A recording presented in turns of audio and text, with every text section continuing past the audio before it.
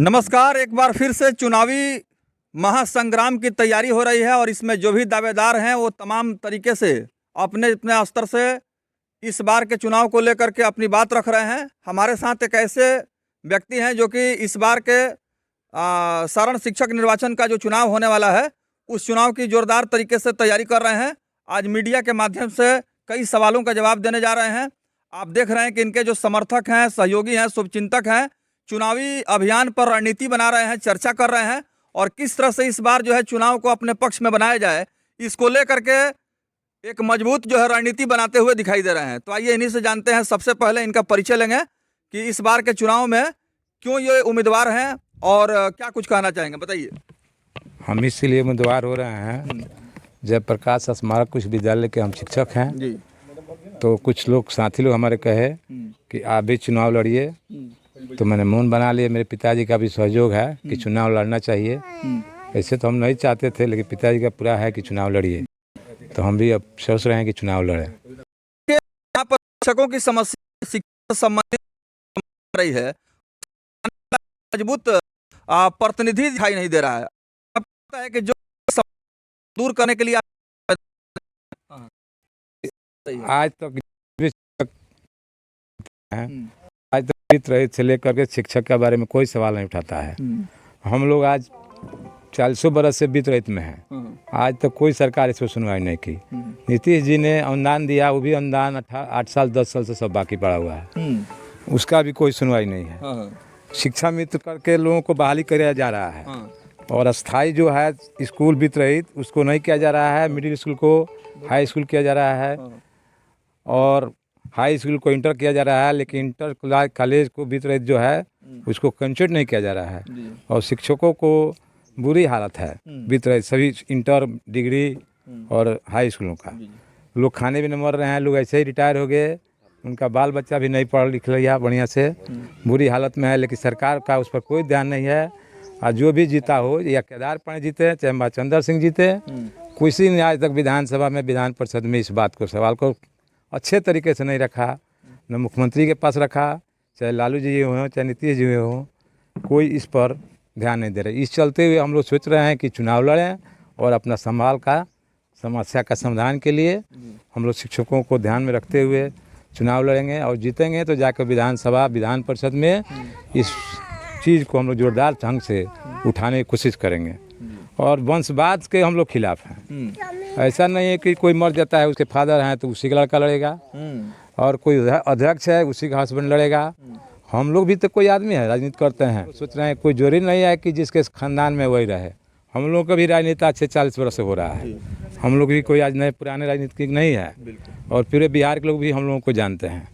ऐसे कुछ लोग कहते हैं कि आप लोग कोई पहचानता नहीं है, लेकिन हमको तो कम लोग पहचानते हैं, लेकिन मेरे पिताजी को तो पूरे बिहार जानता है। पिताजी का परिचय भी दे दीजिए। पिताजी मेरे धर्मनाथ रहे हैं, पूर्व जिला पार्षद रहे हैं, ऐसे वो लोकसभा कटिहार लड़े हैं, जीरा देवी विधानसभा भी लड़े हुए हैं, अभी वो मनिहारी से भी लड़े हुए हैं। उनको तो सारे लोग जानते हैं। तो देखिए, दिनेश कुमार ने शिक्षकों की समस्या को लेकर के जोरदार प्रहार किया है और यहाँ तक कि वर्तमान सरकार को भी निशाने पर लिया है। इनका कहना है कि अभी कोई भी ऐसा शिक्षक जनप्रतिनिधि ऐसा नहीं बन पाया जो शिक्षकों के वाजिब समस्या को उठा सके। और आज पूरे बिहार में वित्त रहित शिक्षकों की स्थिति क्या है यह किसी से छिपा नहीं है, क्योंकि वित्त रहित शिक्षकों के उत्थान कल्याण के लिए या वित्त रहित शैक्षणिक संस्थानों के आगे बढ़ाने के लिए जो सरकार के तरफ से जो सकारात्मक प्रयास होना चाहिए उस प्रयास का अभाव दिखाई दे रहा है। ऐसे में जो एक वंशवाद हावी रहा है कि नेता का बेटा नेता, नेता का बेटा नेता, नेता के बेटी नेता, इस तरह से लगातार जनरेशन टू जनरेशन, पीढ़ी दर पीढ़ी जो है इस तरह का चल रहा है और ठीक वही काम हो रहा है जो काम बाप ने किया वही बेटा ने किया, कोई बदलाव नहीं हो रहा है। इसको लेकर के इन्होंने जोरदार प्रहार किया है और साफ तौर पर कहा है कि ये वंशवाद अब मिटने जा रहा है। अब जो लोग इस योग्य होंगे उनको चुना जाएगा और समस्या दूर होगी। तो ऐसे में लगता है कि इस आवाज़ को पूरे क्षेत्र के शिक्षकों में एक अच्छा मैसेज जाएगा, मतदाताओं में अच्छा मैसेज जाएगा। और 5 जिलों का हम लोग दौरा किए हुए हैं और फिर 15 फरवरी के बाद मेरा जोरदार दौरा शुरू होगा। 15 फरवरी के बाद हमको पालगंज, मोतिहारी, छपरा सब जगह घूमेंगे और अपना चुनाव लड़ने की तैयारी जोर पर होगा। तो देखिए, दिनेश कुमार ने आज ऐलान कर दिया है कि सारण निर्वाचन चुनाव की जो गहमा गहमी शिक्षक चुनाव की जो गहमा गहमी है, उस शिक्षक चुनाव को लेकर के इन्होंने पूर्ण रूप से अपने आप को माइंड मेकअप कर लिया है कि हर हाल में बदहाल व्यवस्था को सुधार देना है। और ऐसे में मतदाताओं का अगर भरपूर आशीर्वाद मिला तो निश्चित रूप से एक नया इनकलाब आने वाला है। हमारे साथ धर्मनाथ राय हैं, जो परिचय का मोहताज नहीं है। कई मुद्दों पर बेबाक राय रखते हुए इनको मीडिया के माध्यम से भी देखा गया है, और राजनीतिक अनुभव की बात करें तो काफ़ी लंबा तजुर्बा इनके पास है।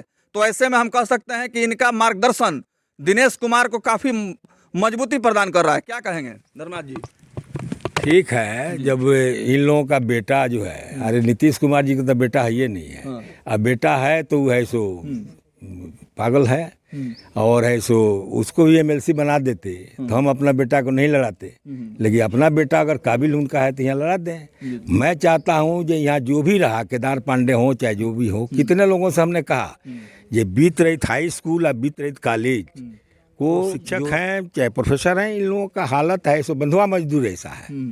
और ऐसो नीतीश कुमार से मैंने पूछा जब आए थे दौड़ा में एथी में संविधान यात्रा नहीं, मैंने पहले आए थे भिठी में। अच्छा, एक पत्रकार से मिलने आए थे। अभी तो समापन दौड़ा में चल रहे हैं, अभी है सो वो आए थे तो हमने पूछा जी सर ये वित्त रहित वाला कॉलेज और हाई स्कूल वाला लोग है सो क्या होगा, आप वित्त सहित आप कर दिए हैं? तो कहे मैंने कर दिया है, आप लोगों का कागज ठीक नहीं होगा तो वो बुझे जी कोई शिक्षक बोल रहा है। लेकिन हमने पूरा शिक्षकों का देखा, हाई स्कूल या कॉलेज का शिक्षकों का बहुत बुरा हालत है।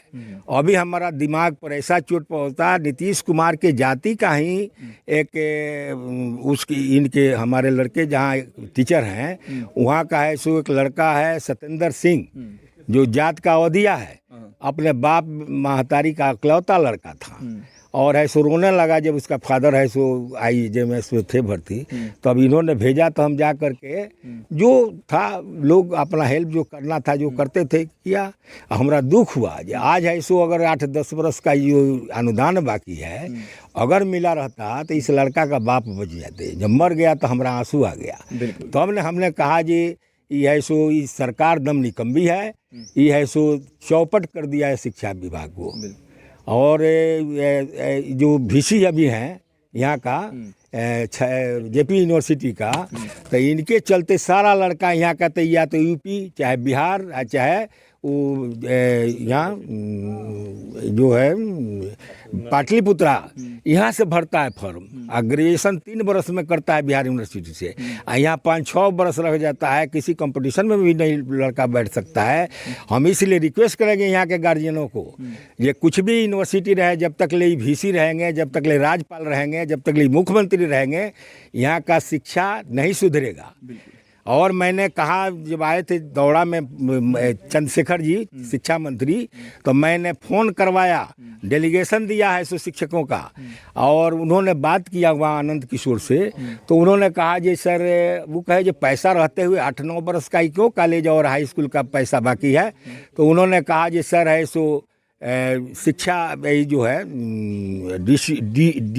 DCO का नाम है DO जिला शिक्षा पदाधिकारी अपना रिपोर्ट नहीं देते हैं, इसके चलते रोका हुआ है। तो उन्होंने कहा शिक्षा मंत्री ने जी अगर आप लोगों का पेमेंट रुक जाए अफसरों का तो क्या होगा 1 महीना का। लेकिन उन्होंने कहा जी, तब उन्होंने आदेश दिया कि आप ऐसे एक आदेश एक लेटर निकाल दीजिए, जो कोई भी शिक्षा पदाधिकारी 1 महीना के अंदर रिपोर्ट नहीं देता है, उस सब का अनुदान नहीं मिलता है, तो उन लोगों का पेमेंट रोक दिया जाए।